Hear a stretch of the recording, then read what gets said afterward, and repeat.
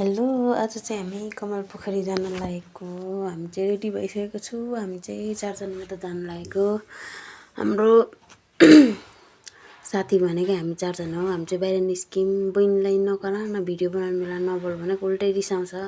मिलिहाल्छ नि कटाउन अरे आज त्यसो भन्दैछ। हामी चाहिँ लाग्यौँ आफ्नै तालमा। छिटो जानुपर्छ भन्दै हिँड्यौँ। अब तिनचुली आयौँ। तिनचुलीबाट नि अब टेम्पो कुर्नुपर्छ भन्दै हामी चाहिँ आफ्नै तालमा हिँड्यौँ। तर टेम्पो आइसकेको छ। हामी चाहिँ लाग्यौँ टेम्पोतर्फ।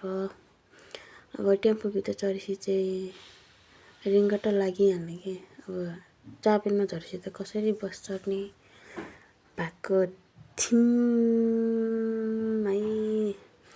हामी चाहिँ अब बस नि चढिसकेको छौँ। बसबाट झरेर चाहिँ खाजा खानुलाई छिर्यौँ भित्र। गाडी लागे जस्तो भयो अनि हामी चाहिँ चटपटे पानीपुरी खायौँ।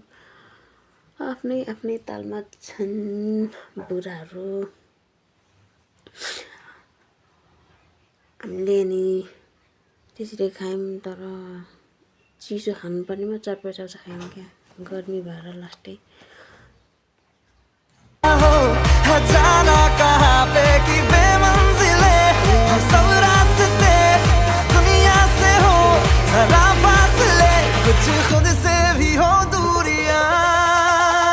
सूरज डूबा है यारो दो घुट नशे के मारो रास्ते भुला दो सारे घर बार के। सूरज डूबा है यारो दो घुट नशे के मारो दम तुम भुला दो सारे संसार के। चले होइन कि यस्तो हावा चले होइन कि हामी चाहिँ ट्याक्कै कमल पोखरी आइपुग्यौँ। हेर्न सक्नुहुन्छ कमल पोखरीको दृश्य। म चाहिँ भिडियो बनाउँदै हिँडिरहेको थियो। बहिनीहरू चाहिँ आफ्नै तालमा हिँडिरहेको छन्।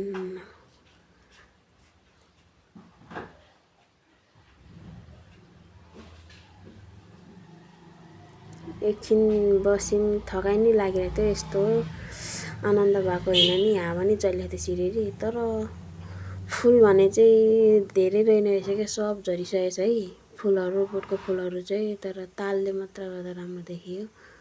फुल धेरै भएको झन् राम्रो देख्थ्यो। आजको दिन रमाइलो थियो। तर भरेसम्म के हुन्छ नि अत्तो थिएन। मैले चाहिँ जुस खायौँ, चिप्स खायौँ आफ्नो गफ हाँक्दै। तर एकछिन पछि चाहिँ पानी पर्ला जस्तो भयो कि पानी परेर हामी ओत लाग्यौँ।